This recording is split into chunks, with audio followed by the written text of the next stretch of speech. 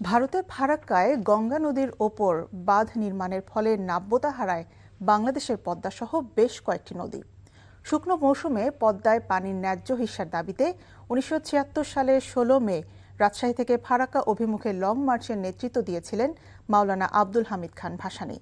এরপর কেটে গেছে 50 বছর।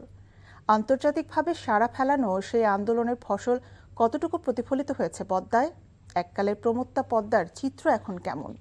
সেই তথ্য উঠে এসেছে সম ও সাজু রিপোর্টে। ক্যামেরায় ছিলেন শরীফুজ্জামান রয়েল।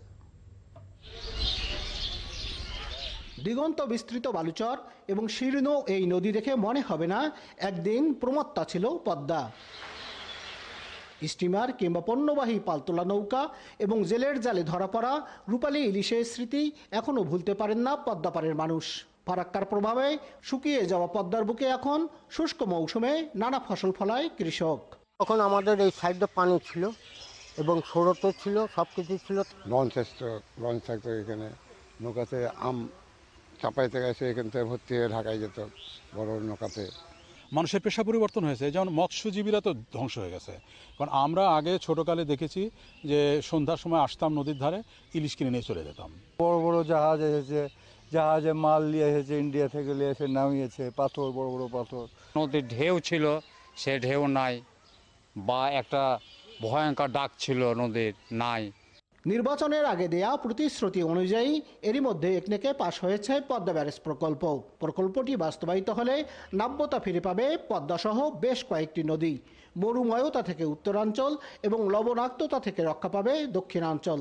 এই পদ্মা ব্যারেজ প্রকল্পটি বাস্তবায়িত হলে এটা ডাইরেক্ট সুফলটা আমাদের পাবে হচ্ছে 23টি জেলার 26টি জেলার জনগণ এই ডাইরেক্ট সুফল পাবে এই পদ্মা ব্যারেজ থেকে। প্রকল্পটি বাস্তবায়নে সরকারের পাশাপাশি বিরোধী দলের নেতারা দিয়েছেন সহযোগিতার আশ্বাস।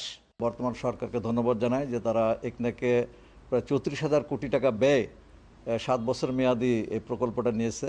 আপনার দায়িত্বশীল বিরোধী দল হিসাবে আমরা এখানে সরকারের সহযোগিতা করব। সাম্প্রতিক সময়ের যে সিদ্ধান্ত, যুগ উপযোগী একটা সিদ্ধান্ত, ঐতিহাসিক সিদ্ধান্ত বলা যায়, যে এই যে পদ্মা ব্যারেজ প্রকল্প যে হাতে নিয়েছেন, এর জন্য আমরা সমগ্র দেশবাসী আমরা আন্তরিক ধন্যবাদ জ্ঞাপন করছি। আমরা মনে করি শুধু আমরাই বাঁচবো না, এটার প্রভাব অন্যান্য দিকেও পড়বে এবং আমরা অনেকটা এই যে মরুভূমিতে বেঁচে যেতে পারবো। কারণ অনেকেই বলতেছে যে না, এটা তো বাইরের চাপ থাকবে, ভারতের চাপ থাকবে।